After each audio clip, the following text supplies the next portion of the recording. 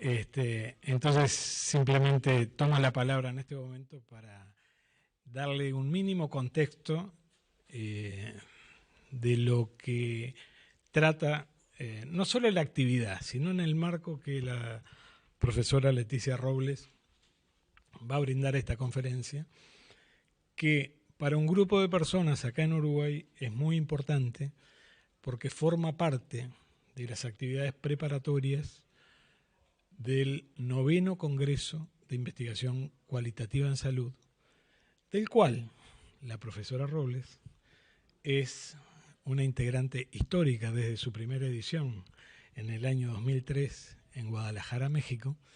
Formó parte de la organización de ese congreso que ha ido llevando 8 ediciones previas. Por eso ustedes podrán observar 2 pósters a los costados explicativos de esa instancia. Y acá tenemos unos pequeños volantes para que se lleven simplemente para que ustedes estén al tanto de que esta actividad de hoy, los avatares de la publicación en investigación cualitativa, no es una simple conferencia. Es un mojón, es un punto de inflexión en las actividades de organización del 9º Congreso de Investigación Cualitativa en Salud, que se va a desarrollar en Montevideo del 11 al 13 de noviembre del año 2020. Creo que no me presenté. Mi nombre es Rodolfo Levín, yo soy director del Instituto de Higiene de Facultad de Medicina, sociólogo, investigador y docente en el área de Sociología de la Salud, y formo parte, junto con la profesora Alejandra López Gómez de Facultad de Psicología y el profesor Fernando Bertolotto de la Facultad de Enfermería, del secretariado ejecutivo del comité organizador del 9º Congreso. Y entonces hay que entender esta actividad en ese marco.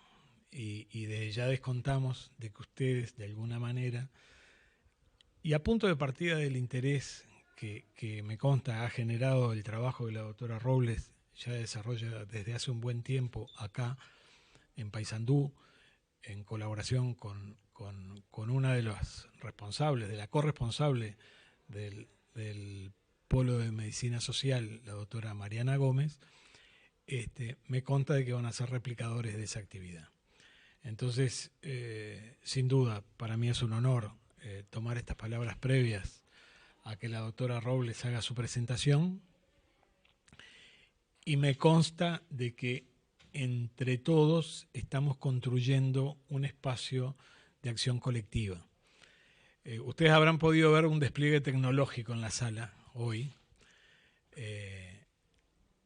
Este despliegue tecnológico tiene que ver con algo que nos comprende, que es las actividades de educación permanente y la unidad de educación permanente en salud de la Facultad de Medicina, desde donde hemos podido, a través de un proyecto, generar el equipamiento necesario para poder desarrollar transmisión online.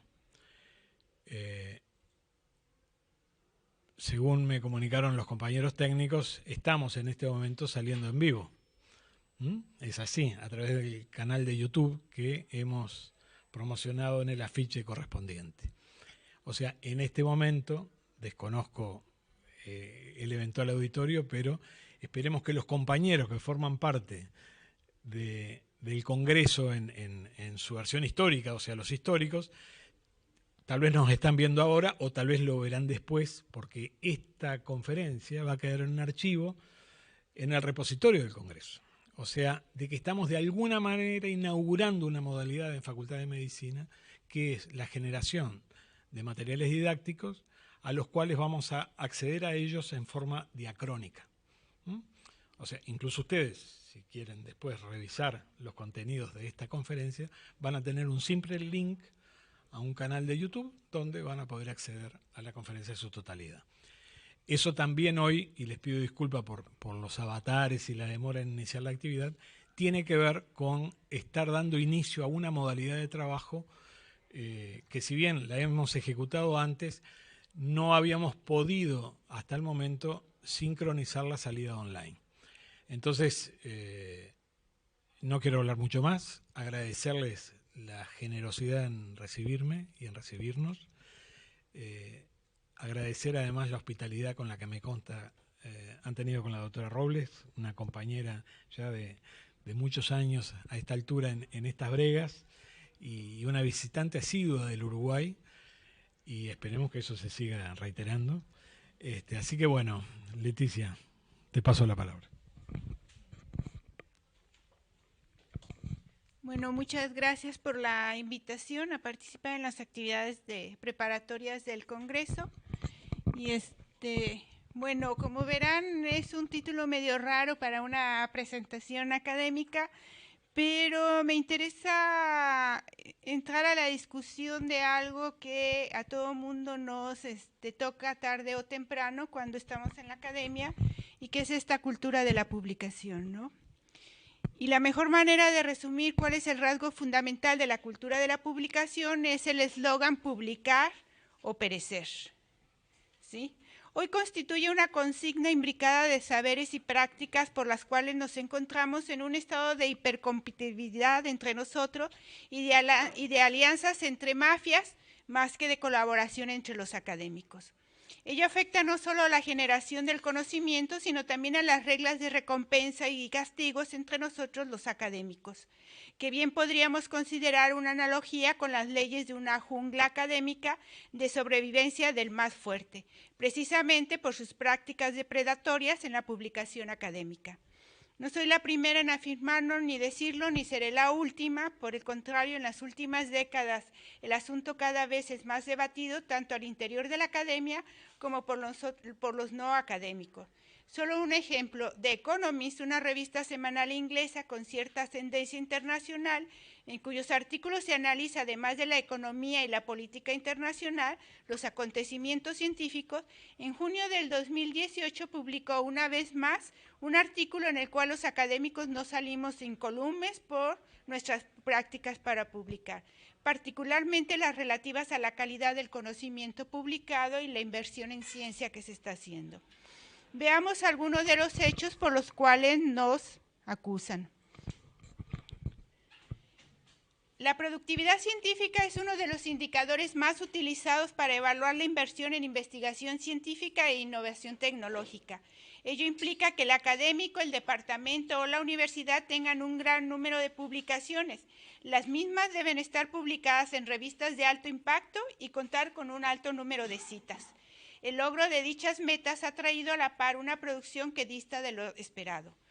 Una cada vez mayor investigación basura, es decir, aquella investigación que repite nada más lo que ya se conoce, incluso lo que se conoce desde hace varias décadas y que no está aportando nada.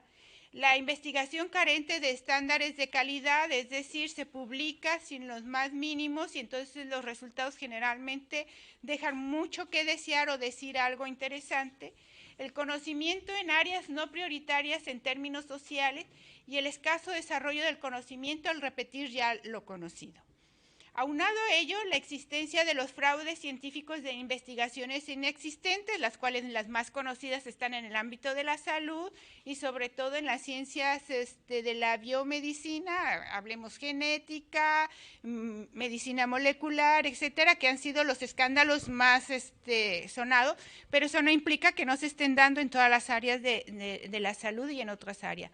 El impulso de la fake science, que últimamente ha empezado a salir y que es todo este conocimiento supuestamente científico que se divulga a través de las redes sociales virtuales, los medios informativos y que provienen no siempre de fuentes científicas confiables, ¿no? Vamos a ver más adelante por qué esto. Y entonces lo que sucede es una difusión de medias verdades y sin fundamento, ¿no? Y el plagio del conocimiento anterior y su difusión como conocimiento nuevo. O sea, cada vez es más detectable que alguien publica un hallazgo presentándolo como novedoso y que es un hallazgo que ha sido plagiado de publicaciones de hace 50, 60 o 70 años, pensando que nadie se va a percatar del asunto, ¿no? Son apenas algunos de los hechos por los cuales se cuestiona la sensatez de seguir apoyando financieramente la investigación científica. Más allá de las cuestiones éticas que han sido un motivo de reflexión recurrente, me parece necesario entrar a la discusión de cómo esta consigna de publicar o perecer está afectando la calidad del conocimiento visto en las publicaciones, particularmente el artículo científico, que es el indicador por excelencia de la productividad científica y de lo que más se evalúa en todas las áreas de la ciencia. Ello es relevante cuando se piensa en campos de conocimiento incipientes o a medio camino de consolidación, como es el caso de la investigación cualitativa de salud en Iberoamérica, es decir, el cual todavía no es un campo consolidado, que tampoco es un campo emergente y que está a medio camino, ¿no? Y no solo si se le mira por una poca visibilidad del conocimiento generado a nivel mundial, sino también porque este campo ha sido impulsado por algunos académicos e interesados en dar voz a los grupos más pobres y vulnerables de la región, desvelar las condiciones de desigualdad social en los países y estar comprometidos con valores como la justicia social. Es decir, el movimiento de la investigación cualitativa en salud ha estado aparejado con académicos que habían estado participando en muchos de los movimientos sociales y cuyo interés, o sea, de la academia siempre se ha sustentando en reivindicar a las poblaciones más vulnerables y más pobres de América Latina. Es decir, desde un principio el movimiento surge con un compromiso social, ¿sí? Y la calidad de las publicaciones sobre y desde América Latina están atravesando la generación de conocimiento de los autores de la región, lo que a su vez influye en un desarrollo de un campo de conocimiento. Hay varios retos que nos obligan a reflexionar sobre este tema si deseamos consolidar un campo de conocimiento en el área de la salud con estudios de metodología cualitativas en las regiones iberoamericanas. Hoy encontramos posiciones positivas o con perspectivas o miradas muy positivas, muy triunfalistas y otras miradas más negativas, ¿no?, en este campo. Bien, veamos la visión optimista. Estas son cifras que son de estudios publicados de los cuales se dedican a hacer una evaluación a partir de los indicadores de la producción científica, ¿sí?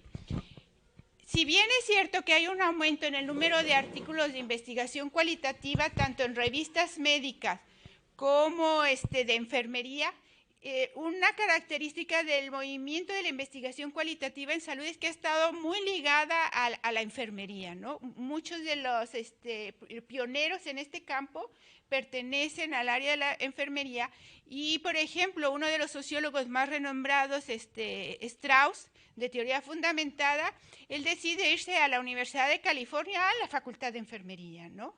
Es decir, ha sido como un espacio que ha permitido el desarrollo y esto se ha reflejado mucho en la producción entre las décadas de 1990 y 2000, donde se ve un incremento, ¿sí? También hay un incremento de publicaciones en algunas áreas específicas. Estos son apenas dos ejemplos. Uno que sería en oncología y medicina paliativa, que aumenta de haber existido un solo artículo en 1989 a aparecer 351 en el año 2002 en las primeras 10 revistas más importantes del área, ¿sí? Entonces, o sea, como que existe una mayor presencia. Y también existe un aumento de publicaciones de autores de la región de Iberoamérica publicando en investigación cualitativa entre 1990 y 1992. Y también lo que encontramos es un mayor número de presentaciones orales o en cartel en los congresos. Por ejemplo, en de salud mental infantil, que es los congresos que se han desarrollado en Estados Unidos, Canadá, Inglaterra, Australia y Japón, bueno, lo que se ve es un constante incremento, ¿no? De tal manera que se pueden contabilizar 100. Esta es la visión optimista. De acuerdo a esto vamos viento en popa, ¿no? O sea, vamos creciendo, hay cada vez un mayor número de publicaciones. Pero hay otra visión que es más pesimista al respecto y que sale cuando se ubica al tema en el contexto de la producción en general, ¿sí? Que da otra mirada. Las primeras 10 revistas de mayor impacto en el área de la salud y los servicios de salud solamente el 0.6% de los artículos son con investigación cualitativa. Es decir, 213 de una cantidad de 7.800 entre 1999 y 2008.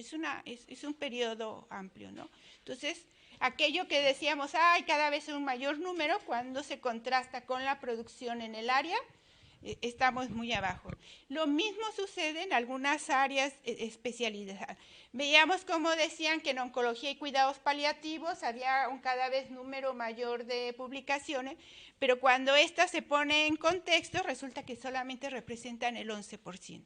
Es decir, que todo el resto de la producción sigue siendo con metodologías cuantitativas, o sea, nada más hay 95 artículos. En una revisión que se hizo sobre salud y envejecimiento, estudios poblacionales con población de adultos mayores en torno a salud, solamente 5 de los 166 artículos en 4 décadas correspondían a investigación cualitativa, ¿no? El resto eran de investigación cuantitativa. Y en los congresos está sucediendo algo similar, ¿sí? Entre el 7 y el 28% de las presentaciones orales o en cartel corresponden a investigaciones cualitativas de todo el resto de las presentaciones, ¿no? Y esto se da en el área de la atención primaria en esos 3 países a lo largo de ese tiempo, que uno esperaría que la atención primaria ha sido otro de los espacios donde se ha abierto más a la investigación cualitativa y resulta que tampoco estamos siendo una gran mayoría. El impacto, es decir, no solamente cuenta que tengamos mayor producción, sino que qué calidad ha tenido y qué tanto está siendo utilizada. Y uno de los indicadores es el del impacto, que es número de citaciones, ¿sí?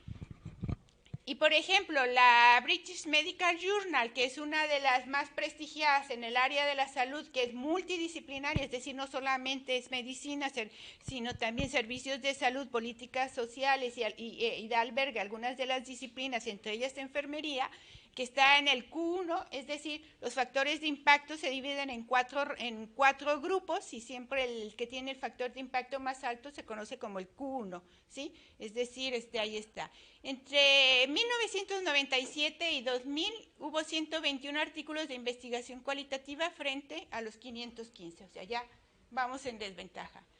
Y la investigación cualitativa tuvo citas acumuladas 1089, en cuanto a los estudios experimentales se duplica, ¿sí? El número de citas acumuladas, el número de citas que han recibido a lo largo de ese periodo. Y si se fijan, hay estudios cualitativos que no han recibido ninguna cita. Y el más alto número han sido 34, mientras que en los experimentales son 67. Es decir, nuestra producción está un poco por debajo de lo que estaría compitiendo dentro del área de la salud. Y en el caso de las revistas especializadas en investigación cualitativa, bueno, está el catálogo de Simago, se conoce como que es un catálogo más amplio, de mayor apertura, que es más incluyente para el tercer mundo, para los países subdesarrollados, comparado al de Web of Science, que es más restringido al mundo anglosajón. Tiene registradas en la evaluación del 2018 31.971 revistas, de las cuales 7.430 son del área de la medicina, o sea, hablando un poco del área de la salud. Solamente hay 20 revistas especializadas en investigación cualitativa y solamente hay 3 en investigación cualitativa en salud. Es decir, la visión optimista no es tan halagueña cuando se empieza a poner el conocimiento en contexto del conjunto. Entonces esto nos lleva a pensar que, bueno, ¿qué es lo que está pasando, no? ¿Por qué no estamos logrando esos niveles de competitividad y qué es lo que podríamos hacer pensando en que hay que consolidar este campo del conocimiento? Una primera, digamos, explicación, y que es bien recurrente, yo la he escuchado no solamente con respecto a la investigación cualitativa en salud, sino en otras áreas que están poco desarrolladas, es que esta falta de calidad en la publicación se debe a que no nos están comprendiendo los otros, ¿sí? No nos comprenden las revistas, no nos comprende nuestra universidad, no nos comprenden las instituciones financiadoras, o sea, nadie nos comprende lo que hacemos, ¿no? Entonces dicen, no entienden cuáles son las premisas de la investigación cualitativa, por eso no nos aceptan los trabajos, por eso no nos citan tanto, por eso no estamos publicando en revistas de alto impacto. Todavía nos está subordinando el pensamiento positivista, todo el mundo piensa en términos de la metodología cuantitativa y que eso es lo científico y que, bueno, esto no es ciencia y que muchas veces nos están demandando lo imposible metodológicamente. Hablemos, por ejemplo, de que nos piden que cuál es el nivel de generalización, cuáles serían las recomendaciones o qué tipo, si la muestra es representativa o no representativa. Es decir, hemos esgrimido una serie de argumentos por los cuales, digamos, podríamos justificar que falta la calidad de la publicación, que por eso no son tantas, por eso no tienen factor de impacto, por eso hay tan pocas revistas en Simago, etcétera, ¿no? Pero en el fondo también tenemos que enfrentar un problema de calidad de la investigación, ¿sí? Y a mi parecer hay 3 asuntos que hay que considerar. Uno es las revistas donde se publica. Segundo, quiénes son los autores. Y tercero, quiénes son los revisores, ¿no? Los dictaminadores de esta... Y yo creo que hay que partir de la consigna que ha permeado a todas las universidades o instituciones que se dedican a la investigación, que es esto de publicar o perecer. Se ha centrado tanto los esfuerzos en ver si alcanzamos estándares internacionales, número de publicaciones, factor de impacto, número de cita, que estamos obsesionados con publicar o desaparecemos del mapa. Pero muy poco nos ha interesado trabajar para consolidar un campo de la investigación, y en este caso el de la investigación cualitativa en salud. Es decir, estamos tan preocupados por el primero que nos hemos olvidado de que nuestra función esencial como académicos y como investigadores es el segundo, consolidar un campo del conocimiento con conocimiento de calidad y generar conocimiento que tenga utilidad social. Y esto nos ha llevado a una paradoja. Y esto es muy interesante porque escribir es parte de hacer ciencia. Es decir, a nosotros no nos evalúan por lo que digamos, por todo lo que podamos convencer a otro hablando, diciendo, hacemos, somos una marea. No, nos evalúan por lo que escribimos, ¿sí? Todo lo que nos han evaluado con todos estos indicadores son productos escritos. Publicaciones, presentaciones, ensayos, tesis, monografía, todo es un producto escrito. Y dentro de la investigación cualitativa se ha discutido mucho que escribir es parte de hacer ciencia, y esto también es parte de las discusiones epistemológicas. Es decir, el único mecanismo que tenemos para hacer ciencia realmente, construir, es al momento de escribir. Es decir, todo eso que traemos en la mente, dándole vueltas, reflexionando, que discutimos, solamente al momento de ser plasmado en la escritura es cuando se está haciendo ciencia, porque ese es el mecanismo por el cual comunicamos.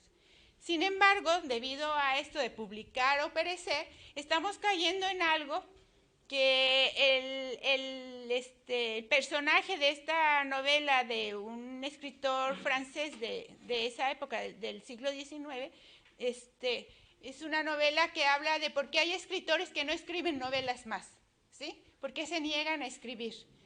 En México es muy conocido Juan Rulfo, que nada más hizo 2 obras, y cada vez que le preguntaban decía que porque se había muerto su tío Gregorio, que era quien le contaba las historias, ¿no? O sea, y por eso se niega ya a seguir escribiendo. Entonces, la novela habla un poco de cuáles son esos escritores que se niegan, y el personaje dice, cuanto más se escribe, menos se piensa. Y yo creo que lo que nos está llevando el eslogan de publicar o perecer es a esta otra parte y no a esta primera. Y yo creo que hay que entrarle a la discusión de qué pasa con lo que estamos escribiendo y con la calidad de las publicaciones. Entonces, un primer punto que a mí me parece fundamental es dónde estamos publicando, es decir, las revistas, que es, digamos, el mecanismo, la fuente por excelencia que se utiliza en la difusión de la generación del conocimiento, y que tiene una serie de indicadores bibliométricos por los cuales se nos ha forzado a estar publicando en las revistas. Un artículo es un manuscrito realmente corto, 20 páginas, cuando mucho. En algunas revistas como Qualitative Health Research te permiten hasta 35, pero siempre estamos hablando de un manuscrito pequeño en el cual tenemos que ser capaces de transmitir todo el conocimiento que se está reportando o los hallazgos. Entonces, como el eje fundamental de mucha. Y por eso, a los profesores, a los académicos, de manera personal y por las presiones de las instituciones, se está forzando a aumentar el número de las publicaciones. En este momento hay 3 formas de publicar en revistas, o sea, tienen 3 opciones. Las revistas con factor de impacto, las de sin factor de impacto y las nuevas que entraron al espacio son las revistas depredadoras, ¿sí? Que es fundamental. ¿Qué pasa con las revistas con factor de impacto? En general publican en inglés. Son contadísimas las revistas que están siendo publicadas en español y que estarían en el Q1, o sea, este cuartil del más alto rango en los factores de impacto en cada una de las áreas. Son contadísimas las revistas, es decir, que si queremos publicar en una de estas revistas, el primer obstáculo que hay que salvar a los que no es nuestra lengua materna el inglés es la traducción a ese idioma, ¿sí? Entonces, esto implica un gran reto porque el manuscrito tiene que estar muy bien escrito en español para poder contar con una muy buena traducción al inglés, ¿no? Y para que esté bien escrito en español significa que ha sido un documento realmente trabajado y que tiene calidad como para tener una muy buena traducción y poder competir para entrar a ser publicado aquí. ¿Y qué es lo que sucede en estas revistas? Que en general tienen tiempos largos de dictaminación y de publicación. O sea, las listas de espera, o sea, te lo pueden publicar online como primera, o sea, primer punto, pero aparecer ya en el número específico que te va a corresponder te puede llevar 1 o 2 años, ¿sí? Y si ustedes saben, cada vez las universidades y los organismos de evaluación ya no te aceptan cartas de aceptación. Ya no te admiten que digas, me lo aceptaron. No. Está publicado, ya apareció, te lo evaluamos. No, no entra dentro de la evaluación. Entonces estamos hablando de tiempos largos de dictaminación y de publicación. Dada la gran demanda, los tiempos de dictaminación también se alargan, ¿sí? Es decir, generalmente a un dictaminador le dan de 4 a 5 semanas para hacer su dictamen, no todo el mundo responde dentro de ese tiempo. Si algún dictaminador se atrasó, entonces le dan otras 2 semanas y si finalmente el dictaminador no respondió hay que buscar otro y entonces empieza de nuevo el proceso. Es decir, estamos hablando de procesos largos de tiempo de dictaminación.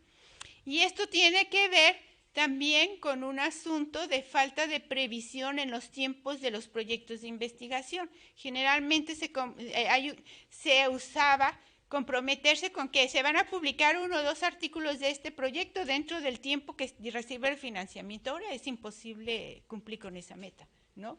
¿Por qué? Porque ya no depende los tiempos no dependen de uno, no es el de tu investigación, son los tiempos de la publicación y la dictaminación. Entonces, digamos, estamos hablando. Hay un alto porcentaje de rechazo. Como son revistas de alto impacto, lo que les interesa es publicar con calidad. Entonces, manuscritos que están mal hechos, con conocimiento que es reiterativo, que no aportan nada, eso explica el alto número de rechazo. Y el otro asunto es que son pocos números por volumen. Un volumen es el de un año. Entonces, hay algunas revistas que nada más tienen un volumen en el año, con lo cual publican 20 artículos. ¿Cuál es la chance que tienes de publicar ahí si nada más aceptan 20 por año? ¿Sí? Hay revistas que tienen 2 números al año, o sea, cada 6 meses, cada 4, cada 3 y las que tienen cada mes. Digamos, y en general el número que se publica por número oscila entre 15, 20 y hay algunas que se dan el lujo de tener 5. Entonces estamos hablando de que se está compitiendo por altos estándares. Es decir, si queremos publicar en estas revistas tenemos que saber cuáles son las reglas del juego. Y eso implica que tenemos que trabajar un manuscrito de muy alta calidad para poder terminar publicando ahí. ¿Qué es la ventaja que te da? Que tiene una mejor calidad académica, con lo cual aumenta tu posibilidad de citaciones y tienes una visibilidad internacional, ¿sí? Pero estamos entonces sí publicando cosas de de valor. Enseguida vienen las revistas sin factor de impacto, que sí tienen revisión de pares, que es mucha de la tradición latinoamericana. De alguna manera, todas las facultades, centros, universidades de América Latina quieren tener su propia revista, ¿sí? Entonces proliferan las revistas por donde quiera, y en general son revistas que no entran en ninguno, o sea, no tienen capacidad por la calidad de lo que están publicando de ser evaluadas para factor de impacto, es decir, no entran, aunque estén indizadas, que eso es un asunto totalmente diferente. El que esté indexada en SCL o en PubMed no significa sinónimo de tener factor de impacto, ¿sí? Entonces, sí tiene revisión de pares, sí está catalogada dentro de su ámbito local con buena reputación, pero no tiene factor de impacto. Entonces, ¿qué es lo que sucede? Que en general son revistas que publicas en la lengua materna. En el caso de América Latina, ya sea en portugués o en español, y algunas están, digamos, en los dos idiomas. Eso sí, tienen tiempos más cortos de respuesta. ¿Por qué? Porque no tienen tampoco tanta demanda, ¿sí? Y muchas veces los que están son ávidos al revés de poder atraer autores de cierta calidad académica para que publiquen en esa revista. Pero como este es un juego de qué gano con la publicación, en general un autor que tiene ya establecida un cierto nivel de calidad evita publicar allí. Entonces, ¿qué le está llegando? Productos de más o menos media calidad, ¿sí? Tiene un bajo porcentaje de rechazo, y las aceptaciones, ahí es lo que empieza a salir. Se aceptan los manuscritos sin cambios. Ustedes saben que cuando se aceptan, pueden ser, se acepta sin cambios, que es una rareza, o sea, cuando se acepta sin cambios, estamos hablando de que es un casi manuscrito perfecto. Se acepta con cambios mínimos, que es decir, 2, 3 puntos que hay que afinar, y con grandes cambios. En general, estas revistas aceptan sin cambios, lo cual ya nos está hablando de que algo está pasando con la calidad, ¿no? Porque no hay manuscrito perfecto. Todos son objetos de ser mejorados. Y la otra cosa que están haciendo es que son más números por volumen. En general tienen los 12 números al año, ¿sí? ¿Por qué? Porque necesitan consolidar a la revista y requieren atraer un público de autores mucho más amplio. ¿Cuál es la valoración? Que está con una calidad regular, puedes encontrar buenos artículos más o menos, y algunos muy malos, ¿sí? Entonces ahí es y tienes más visibilidad local o nacional, ¿no? Es decir, bajaste de rango, pero también bajó la calidad. Y bueno, ahora el asunto más de moda son las revistas depredadoras, ¿sí? Y se les conoce por ese nombre porque lo que haces es pagar por publicar. Es decir, se sacrifica, te comes o destruyes la calidad pagando, y entonces te publican, ¿sí? Yo creo que algunos de ustedes han recibido esas invitaciones que empiezan diciendo: hemos conocido uno de sus... Usted es un excelente, magnífico, reconocido académico, y nos parece muy importante que publique nuestra revista, estamos seguros que va a aportar. O sea, y se reciben por decenas de estos mensajes, ¿no? Entonces, hay mucha invitación a publicar en esta revista, y la característica es que se publica en inglés, ¿sí? Pero ojo, el asunto aquí de la publicación en inglés es que es un inglés deficiente. O sea, lo que te dicen, envíanos su manuscrito en inglés, generalmente no se pagan los servicios profesionales de la traducción, es decir, se traduce, pero no pagas el servicio de edición al inglés. Es decir, una cosa es traducir del español al portugués al inglés, y otro es darle las características de la casa. Es decir, hay un estilo, hay un lenguaje en el inglés de acuerdo a las áreas, y en investigación cualitativa también hay un estilo. Tienes que pagar por este segundo servicio, ¿sí? Entonces, nadie paga para publicar una revista que no tiene factor de impacto, cuando si vas a pagar por ambos servicios, pagarías para una revista entonces tiene un inglés deficiente. Pero ¿cuál es el atractivo?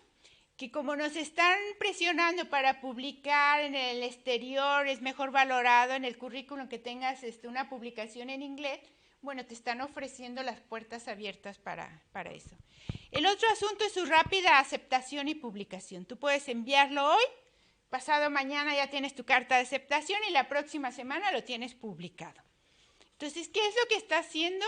Facilitar una serie de cumplimiento de metas que se hacen en los proyectos al momento de financiar, que dice, es que comprometimos que vamos a publicar un artículo en inglés en una revista internacional. Esto te lo resuelve en una semana, ¿sí? Y entonces los tiempos de aceptación son así de rápido. O sea que bajo ese ritmo podrías estar enviando uno cada semana y a final de año tendrías un currículum bastante impresionante, ¿sí? Y esto se logra porque tienen muchos números por volumen. En el área de la salud, lo que es New England y Lancet son las pocas revistas que tienen números por semana. O sea, publican un número por cada semana. Pero estamos hablando de revistas que provienen del siglo XIX con un prestigio y con digamos, una calidad que les ha permitido eso. Estas revistas están haciendo lo mismo, están publicando un número por semana, con lo cual permite este alto volumen.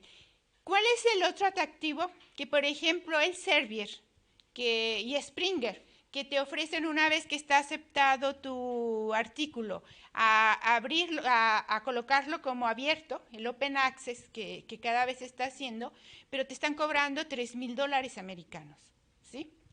Por eso Springer triplicó sus ganancias el año pasado, ¿no? Porque cada vez hay un número de autores que tienen recursos para pagar $3,000 para hacerlo Open Access, porque esto está asociado con una triplicación del número de citas, ¿sí? Que reditúa en dinero posteriormente. Estos generalmente te están ofreciendo publicarte por $250, máximo $500.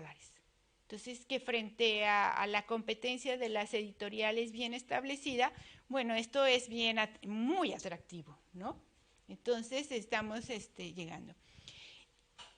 ¿Cuál es la valoración? Que tienen una calidad académica, esto no, o sea, como no hay dictaminación, o sea, tú recibes una carta de aceptación sin un dictamen, en cualquier revista con factor de impacto, tú recibes, aunque sea una carta de aceptación, con un dictamen, siempre acompañado con un dictamen. Aquí no lo tienes.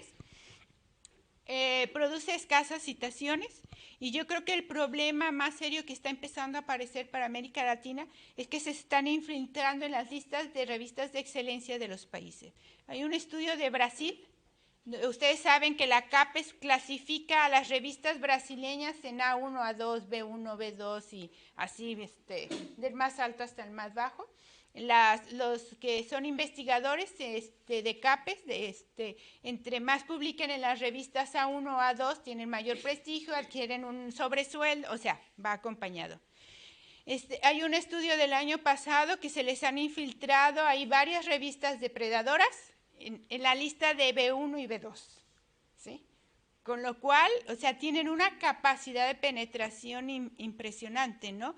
Y entonces, digamos, las universidades y los evaluadores poca atención le habían estado prestando a esto de las revistas depredadoras y ahora cada vez, o sea, se presta atención. O sea, no sé qué pensarán los brasileños con ese estudio realizado por una brasileña, ¿sí?, sobre el asunto. Entonces están infiltrándose y yo creo han sabido jugar al juego de publica o perece, ¿sí? Y por supuesto tienen escasa visibilidad. ¿Qué otro mecanismos están utilizando estas revistas? Están diciendo que tienen el factor de impacto Copérnico, el factor de impacto Galileo, nombres de factores de impacto que no existen. Nada más hay dos factores de impacto. El de Simago, el SJR, y el de Thomson Reuters, que es el factor de impacto que Garfinkel inició. No hay más factores de impacto. Cualquier evaluación que se hace con esos dos. En cambio, estas revistas están diciendo, la revista está indexada en tales bases de datos y tiene el factor de impacto de tal valor del Copérnico. Eso no existe, ¿sí? pero digamos a un público que no presta un poco atención a lo que está trabajando, o sea, no piensa en la calidad, bueno, es fácilmente atrapado por estas revistas depredadoras. Y también hay congresos depredadores, ¿sí? Entonces, digamos, entró el gran mercado del conocimiento al negocio, ¿sí? Entonces, digamos, hay que empezar a tener cuidado, ¿sí? ¿Qué es lo que hace cuando, con digamos, panorama donde podemos publicar? Que tenemos dos tipos de publicaciones, ¿sí? Una que publica con calidad, que evidentemente está haciendo en factores de impacto, que nos está llevando más tiempo, que hay que dedicarle mucho tiempo a escribirlo, que tenemos que esperar y planificar los tiempos de dictaminación, pero que al final tenemos un manuscrito que va a mejorar mucho con la dictaminación, o sea, porque recibimos realmente una retroalimentación, tiene visibilidad, tiene citaciones. Esta es realmente la que aporta nuevo conocimiento. Esta es realmente la que lleva a consolidar los campos del conocimiento, ¿no? Cambio la otra, sí. Walcott, que es uno de los teóricos más importantes de la investigación cualitativa, tiene un libro sobre etnografía y hay un capítulo que dice etnografías apresuradas para etnógrafos apresurados. Y yo diría que hay revistas apresuradas para autores apresurados, es decir, que requieren rápidamente y que estaríamos hablando de las revistas sin factor de impacto y las depredadoras, o aquellas que no tienen ni siquiera revisión de pares. Porque una cosa es no tener factor de impacto, pero además no tener revisión de pares, ¿sí? Sin ser depredadora.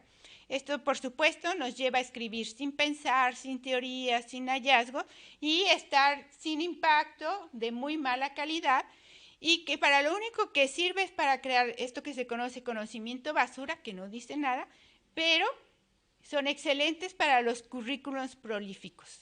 O sea, los autores prolíficos son los que tienen una larga lista de publicaciones, pero que ninguna sirve, ¿sí? Y eso cada vez es más frecuente.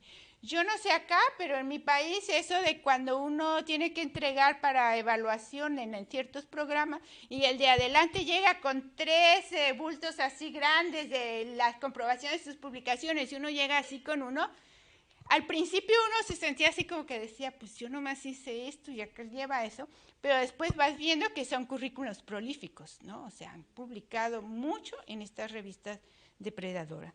Entonces yo creo que este es un primer problema que tenemos que prestar mayor atención si queremos generar conocimiento de calidad y consolidar un campo. Es decir, dónde estamos publicando, porque esa es la demanda que vamos a tener sobre la calidad de lo que queramos publicar.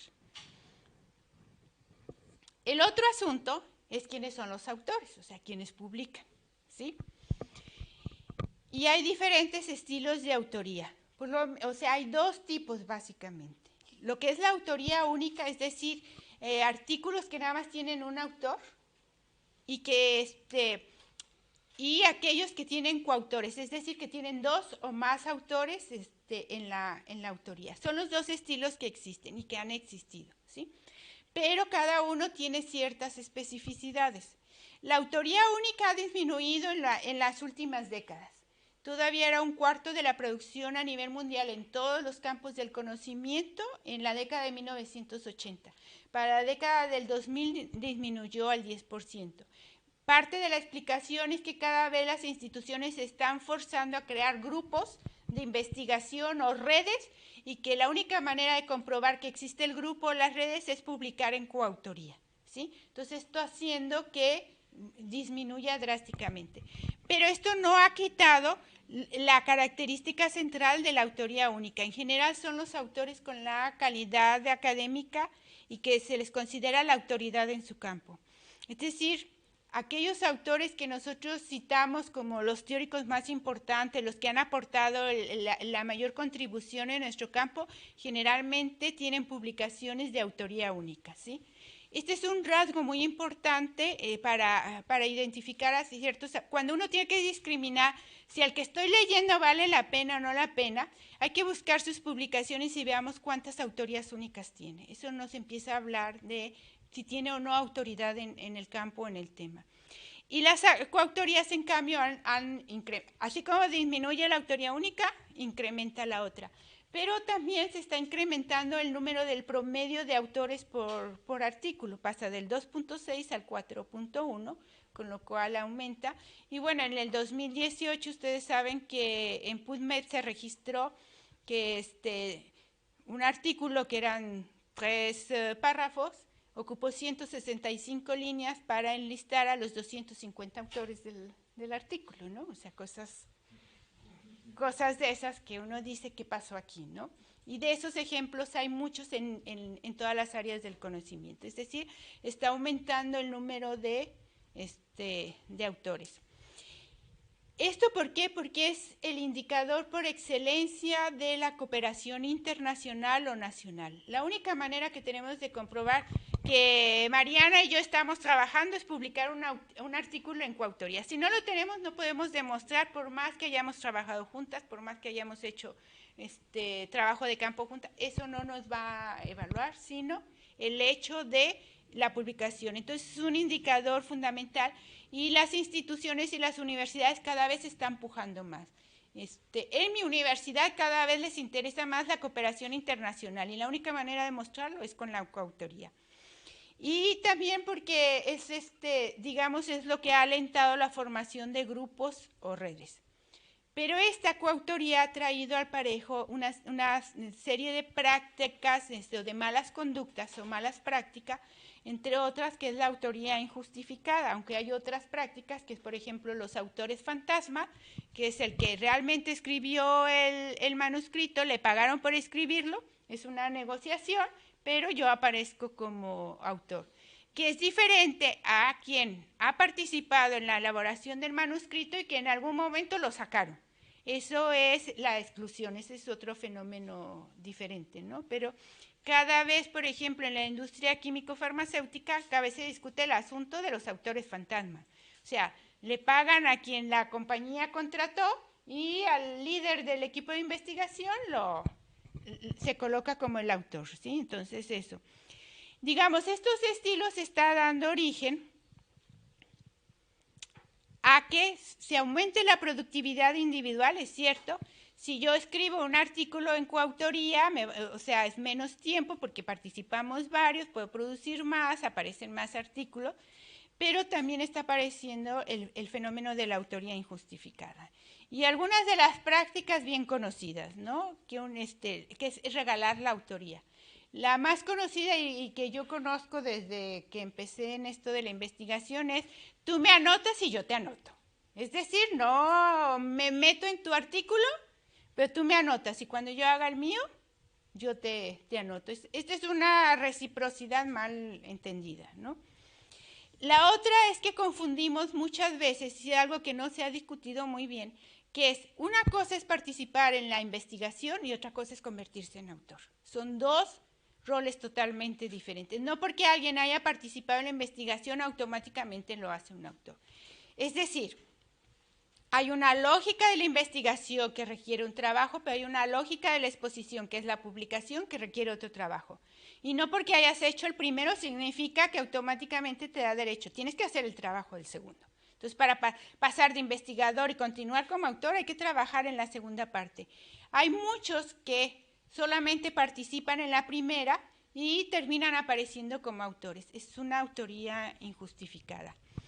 Y que generalmente se da en la creación de los grupos. Esta es una práctica muy común, llámense grupos de investigación, cuerpos académicos, grupos o redes, que es decir, trabajan, se reúnen varios, dicen vamos a trabajar tal línea, trabajan la investigación, se involucra y entonces anotamos a todos. ¿Por qué? Porque son parte del grupo, porque son parte del equipo. Entonces termina siendo, digamos, hay muchos ejemplos en América Latina de cómo esto automáticamente se está pasando. Entonces, que yo creo que lo que está haciendo es regalarse autoría. La otra práctica, y que es muy antigua, es la que los líderes o los responsables principales de los proyectos obligan a que cualquier producción, cualquier publicación, aparezca su nombre, ¿sí? Es una práctica bien antigua, ¿sí? Con el argumento de que fueron los que consiguieron el financiamiento, entonces tienen el derecho a aparecer como autores, lo cual no es cierto. El otro asunto son los directores de tesis, sobre todo las tesis de doctorado. Los directores dicen es que les di la idea, lo ayudé y todo, entonces tengo derecho a aparecer. Y los académicos con poder, que los existen en todos los departamentos, ¿no? Alguien que forza a esto. Frente a este movimiento, digamos, de autoría injustificada, las revistas han estado pujando en los últimos 20 años por modificar estas prácticas injustificadas. Uno es que empiezan a definir qué es la autoría. Decir un autor es el que participa en el diseño, en la elaboración, en la corrección del manuscrito, no de la investigación. Hay guías éticas, casi todas las gremios disciplinarios, psicología, enfermería, medicina, servicio social, todos tienen guías éticas acerca de la publicación. Cada vez están exigiendo las revistas de impacto la declaración de contribución, es decir, qué hizo tal autor, y firmar como documento jurídico legal y limitar el número de autores. Ahora es bien frecuente en las instrucciones de los autores que dice máximo 5, máximo 6. O sea que están limitando. Aún cuando están presionando con esto, este otro movimiento de la práctica injustificada sigue estando muy poderoso. Es decir, ¿qué es lo que sucede entonces en torno a la calidad de la investigación? Esta autoría injustificada, por un lado, en determinado campo nos va a dar un gran número de autores. O sea que si nosotros hacemos una revisión bibliométrica y enlistamos todos los autores que han publicado en investigación cualitativa en salud en América Latina, vamos a tener un gran número de autores. Pero también vamos a tener tipos de autores, ¿sí? Que no todos son iguales. Tenemos lo que se conocen los autores transitorios.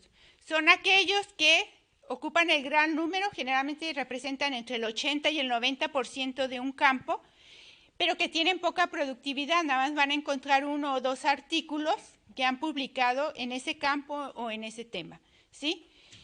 Nunca aparecen como primer autor y son bastante prolíficos, andan brincando de campo en campo, de tema en tema, publicando de todo, ¿sí? Como si fueran expertos en todo.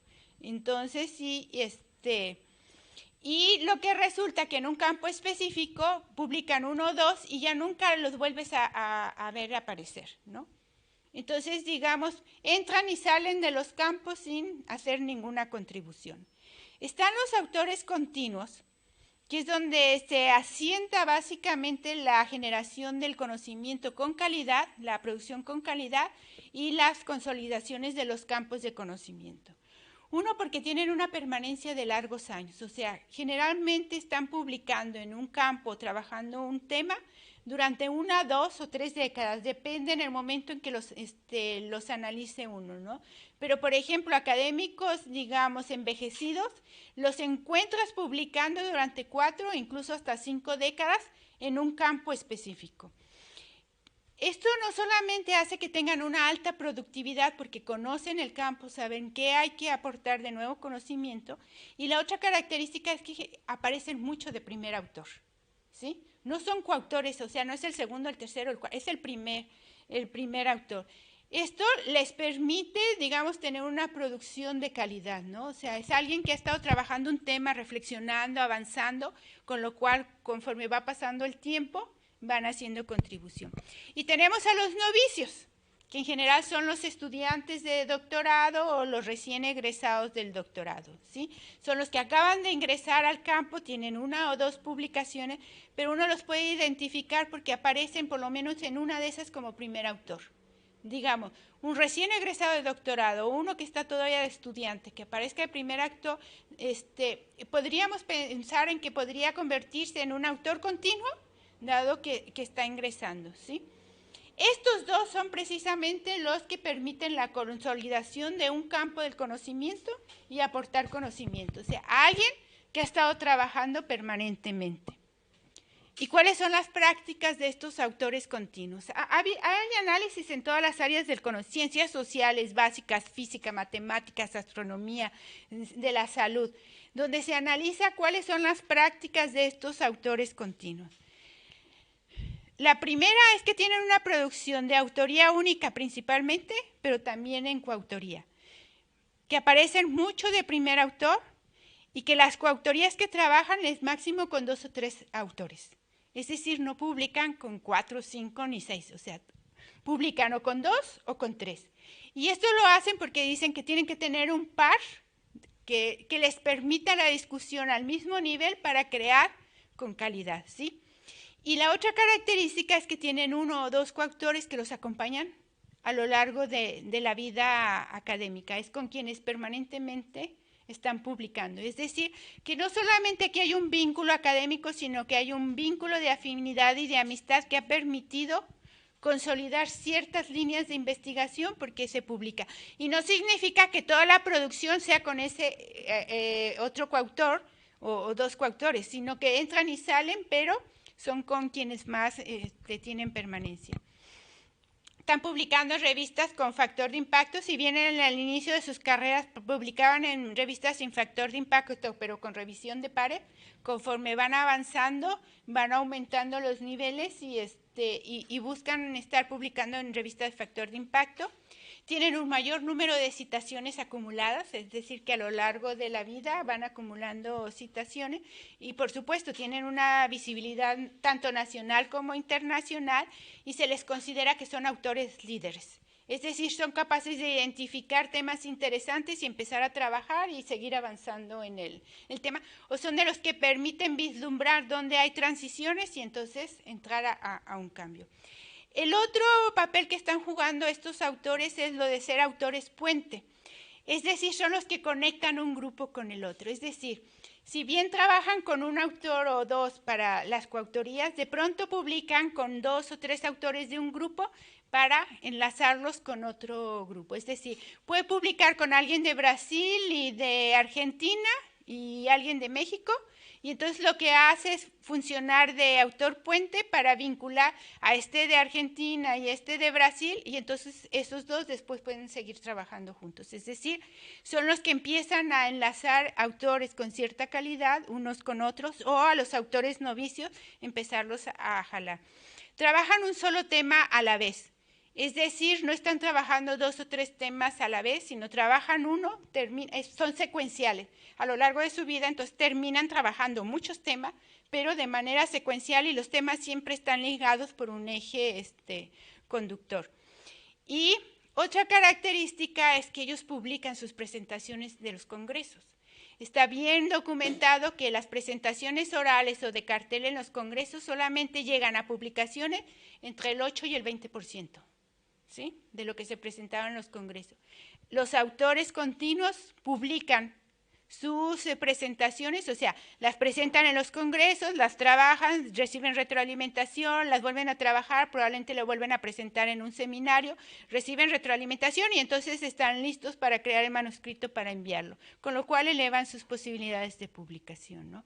Entonces, digamos que los novicios hay que formarlos en estas prácticas, ¿sí? Que van orientadas a la calidad, es decir, que habría, o sea, que es tiempo de empezar a pensar cómo vinculamos a los novicios, a los autores novicios, con autores continuos que puedan permitir un reemplazo generacional, pero con calidad, ¿no?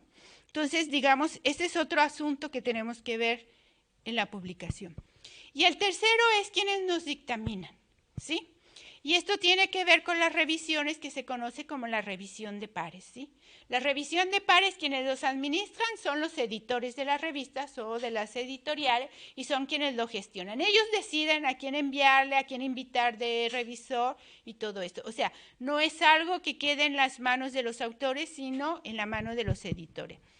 Y a los revisores se les considera que son los guardianes de la calidad académica. Ellos son los que nos tienen que proteger del conocimiento basura. Esa es la función. Un trabajo que realizan gratuito, porque a los revisores no se les paga, ¿sí? Pero que tienen la función esencial dentro de la academia de convertirse. Y el otro papel que están jugando es que nos están filtrando el montón de información basura para que los lectores, cuando vayamos a una revista con calidad, leer lo que realmente vale la pena leer, ¿sí? Entonces, digamos, la función de los revisores y de la revisión de pares es fundamental la calidad. ¿Qué es una revisión de pares? Por una parte es la preferencia de los autores continuos. Buscan tener revisión de pares. Por una parte la revisión es que se le asigna un manuscrito a 2 o 3 revisores para que lo revisen, evalúen y hagan un dictamen. Generalmente es doble ciego, es decir, el revisor no sabe quién es el autor ni tampoco sabe quiénes son los otros revisores. O simple ciego cuando los revisores saben quiénes son los otros revisores, pero no saben quién es el autor. Es como un indicador también, por ejemplo, cuando la revista no tiene mucha calidad, que despliega, o sea, no es ni simple ciego. Le envían a los revisores el documento con el nombre de todos los autores y entonces sabe quiénes son. No hay realmente esta parte que es fundamental porque hay que evitar los fraudes, las malas intenciones, el boicot a los otros, ¿no? Por eso es el ciego. Y que se elabora un dictamen donde se da recomendaciones para mejorar, ¿no? ¿Y quiénes son los pares? Que es la otra parte que generalmente no nos ponemos a pensar. Tienen que ser académicos del área o del tema del manuscrito que se va a evaluar. Y tienen que tener suficiente experiencia, ya sea igual o superior a los de los autores que están enviando el manuscrito. Por ejemplificar algo que a mí me sucedió, ¿no? Cuando los pares no están al nivel del autor, generalmente a veces hacen recomendaciones que no tienen sustento. Una vez a mí me regresaron un artículo rechazando porque uno de los dictaminadores decía que la revisión de la literatura no era exhaustiva porque no había incluido a los trabajos de Leticia Roble y no se había dado cuenta el autor que ese tema ya lo había trabajado Leticia Robles. Digamos, esa es la manera en como uno empieza a decir, digamos, yo dije, ¿qué revisor me tocó que me está diciendo esto, no? O sea, estamos hablando de un revisor que está por debajo del nivel del autor. En filosofía, por ejemplo, quienes trabajan y publican en filosofía, hay varios artículos que hablan exactamente del mismo problema. Haber recibido comentarios de un revisor que no tiene el nivel de suficiencia al nivel del autor y que dice, es que hay que buscar nuestros pares que nos evalúen porque estamos buscando una revisión de pares que me ayude a mejorar esto, no que me dé argumentos que no sirvan, ¿sí? Que tiene que tener conocimientos teóricos y metodológicos y sobre todo, y también, la capacidad de argumentar, retroalimentar y sugerir. Hay revisores que dicen esto no sirve, no reúne los criterios de calidad, pero no dicen nada más. O sea, no hay capacidad de dar un argumento, de sustentarlo, de hacer sugerencia. O sea, el revisor también tiene que sugerir, se recomienda leer tal autor que ha propuesto, que es muy similar a lo que usted está haciendo, o sea, que hay, ¿sí? Y sobre todo que tenga tiempo para revisar, ¿sí? ¿Por qué? Porque a veces hacen una lectura muy superficial y terminan diciendo como que ya tienen un formato para decir, lo lleno nada más con unos cuantos y lo envío, ¿no? Y entonces también se reciben a veces, sugerencias que uno dice, pero si en el siguiente párrafo está explicado, ¿no? Quiere decir que se leyó brincando el documento. Esto es también. ¿Por qué? Porque de eso depende que aceptemos o rechacemos un manuscrito, ¿no? ¿Y cuál es el asunto aquí? Que si tenemos una revisión de pares por un par que realmente funciona como par, va a identificar las fortalezas y debilidades del manuscrito y entonces para resolver las debilidades y hacerlo mejor, que da comentarios para mejorar, es decir, me está ayudando a mejorar, o sea, me está aportando algo más y que hay argumentos sustentados, ¿no? Entonces, ¿esto qué termina haciendo? Teniendo un manuscrito que se publica con una mejor calidad de con la cual se recibió el manuscrito. ¿Qué pasa cuando tenemos estos otros pares que no tuvieron tiempo, no son mis pares, tienen menor nivel, hacen comentarios muy superficiales, ¿no? O a veces incluso contradictorios con la teoría. Alguna vez cuando evalué uno y que después mandaron los comentarios de todos los revisores sin saber quién era el otro, había un revisor que decía que Patton era el promotor de los grupos focales. Patton es uno del área de educación y lo que ha hecho es sistematizar mucho los tipos de entrevista, pero no era, o sea, su fuerte no eran los grupos focales, ¿no? Digamos, la impresión que me terminó quedando del otro revisor era que no sé cómo leyó los textos de Patton y si alguna vez había leído los textos sobre grupos focales, ¿no? Entonces, digamos, comentarios bastante superficiales, ¿no? O incluso contradictorios a veces con la teoría. ¿Cuál es el gran riesgo con estos pares que hacen las revisiones? Que pueden rechazar buenos manuscritos simplemente porque ni cuenta se dieron de que lo que recibieron y leyeron era un buen manuscrito, ¿no? Y esto está demostrado.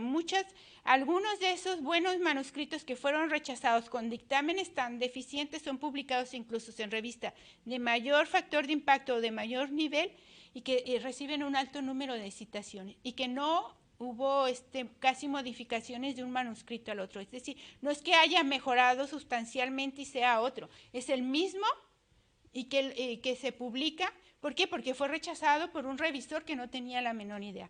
Pero yo creo que el asunto más importante es que se están aceptando manuscritos con una pésima calidad. O sea, que el revisor no alcanza a identificar que eso no tiene calidad, que no dice, que no tiene hallazgos originales, o sea, que lo que hace es una lista de categorías, de temas, que eso es lo muy frecuente, que dice que hizo teoría fundamentada, pero no hizo teoría, o que es un análisis hermenéutico y que uno ve que es simplemente una lista de temas que aparecieron en las entrevistas, o simplemente le da un cierto orden, ¿no? Entonces no hay hallazgos. Es lo que Sandelovsky dice, son los manuscritos que tienen datos, pero no hallazgo, es decir, no hubo un proceso de análisis, ¿no?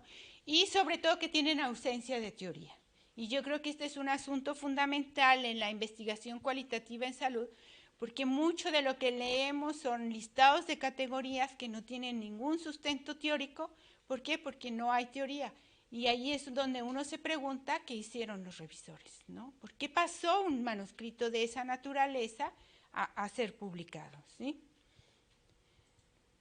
Es decir, son 3 problemas que tenemos, o sea, 3 áreas donde aparecen problemas de la calidad y la pregunta es, ¿qué vamos a hacer con eso si queremos consolidar el campo de la investigación cualitativa en salud?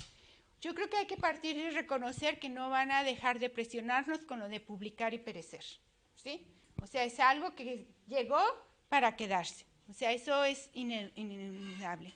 Pero yo creo que no tenemos que olvidar que nuestra función principal es la de consolidar campos del conocimiento y que en el caso de la investigación cualitativa en salud es tiempo de pensar en cómo vamos a hacer para consolidar el campo. Digamos que tenemos una responsabilidad, yo digo, social y moral ahí. Entonces yo creo que necesitamos empezar a pensar en la producción ya no para hacernos visible por el número, ya no hacer posicionarnos para decir que somos científicos, que nuestras metodologías tienen calidad científica, que tienen la misma, no. Yo creo que eso, o sea, ayudó mucho en el siglo pasado a entrar a posicionarse en el ámbito de la salud, pero ahora lo que necesitamos es posicionarnos con conocimiento de calidad. Entonces, yo diría que por lo menos habría que pensar en varios frentes. Uno es hacer un esfuerzo por publicar en revistas con factor de impacto, ¿sí? Tanto a nivel regional como internacional. Es decir, necesitamos reforzar las revistas a nivel regional que han logrado que, aunque estén ahorita en cuartil 4 o cuartil 3, pero que son de la región, a publicar, pero con calidad. O sea, yo creo que hay que reforzar, hay que tener más una identidad regional en el sentido ese, y que hay que hacerlo, pero que también tenemos que hacer un esfuerzo por posicionarnos a un nivel internacional, ¿no? Y para esto vamos a tener que resolver asuntos como el inglés, ¿no? Y el asunto de la construcción de manuscritos mejor escritos, ¿no? Que hay que evitar las revistas depredadoras, por favor, o sea, yo creo que hay que ser más vigilantes respecto a esto. O sea, es necesario empezar a hacerlo más explícito, que hay que cuidar no caer en este juego de este tipo de revista. Creo que es necesario en este sentido tener ya los entrenamientos en la escritura científica para el campo de la investigación cualitativa, es decir, los posgrados en América Latina de los que yo conozco, en ciencias sociales y en salud, generalmente no tienen el entrenamiento en enseñarlos a escribir. Es decir, cursos que se les esté dando ni los talleres para escribir. Termina siendo como que lo damos por hecho de que pues entró al doctorado, pues ya sabe escribir y ya va a poder publicar, y que necesitamos hacer el entrenamiento e incorporar esta formación en los doctorados. Así como le estamos enseñando a hacer buena teoría fundamentada, a hacer análisis de contenido, a saber hacer las muestras, a saber hacer entrevistas, y todo esto es necesario enseñarlos ya a escribir. O sea, y esto necesita una estrategia totalmente diferente. Y que hay que fortalecer la formación teórica. Usualmente yo doy un curso para escribir y entonces una de las dificultades y demandas que me hacen es que yo les resuelva la teoría. Yo les digo, yo no tengo por qué resolver a estas alturas la teoría. Esa debieron haberse la resuelto en el posgrado, ¿no? Entonces yo creo que hay una carencia en la formación teórica que está dando por resultado que no tengamos hallazgos teóricos, sino listados de categorías, ¿no? Y la necesidad de pasar a los hallazgos para poder publicar es fundamental. Y si no tenemos una formación teórica, va a estar muy difícil. Entonces yo creo que ahí tenemos otro reto. Necesitamos más autores continuos, por favor. O sea, estamos surgidos de autores continuos. Yo creo que es necesario empezar a tener, o sea, como metas, es decir, voy a trabajar determinada línea y voy a avanzar en determinada línea, lo cual me va a llevar a temas sucesivos, pero tengo un eje rector a lo largo de esto, de tal manera que pueda conservar continuidad a lo largo de las décadas. Yo ya no digo de 2 o 3 años, a lo largo de las décadas, porque sin autores continuos no se va a poder consolidar. O sea, los campos que se han consolidado en la ciencia, en las diversas áreas, ha sido porque tienen un número importante de autores continuos. Si no los tenemos, va a ser muy difícil. Esto es lo que nos hace una producción de calidad más importante, que actúen autores líderes, o sea, que impulsen la consolidación, o sea, que orienten, y que estén actuando como autores puentes. O sea, mientras no tengamos estos autores continuos con estas funciones, va a ser muy difícil consolidar, porque entonces estamos dispersos, ¿no? Entre muchas partes y compitiendo esta hipercompetitividad se está dando a esos niveles, ¿no? En lugar de hacer alianzas, compito con el otro porque ya se metió en mi tema y mi tema es no, necesitamos autores con capacidad de ser autores puente, autores líderes que abran. Necesitamos revisores que funcionen como pares y por lo menos yo diría que para las revistas de la región, y a mí me ha pasado que recibir dictámenes que yo digo, este par que me revisó no tiene la menor idea, que tienen que fortalecerlos su cuerpo de revisores, ¿no? O sea, si van a incluir investigación cualitativa, hay que buscar los revisores. Por lo menos ahora ese cielo acaba de firmar con Web of Science la entrada Plubon, que se supone daría un catálogo para potenciales revisores. Se van a filtrar muchos autores prolíficos, yo lo sé, pero bueno, hay que, digamos, se necesita reforzar. Y también hay que reforzar los comités editoriales. Está bien demostrado en otras áreas, comités editoriales que pertenezcan a 5 países diferentes, que sean autores continuos de alta productividad, eleva la calidad de las revistas, ¿no? Porque hay una mayor vigilancia, son mejores guardianes de la revista. Entonces, si queremos fortalecer eso.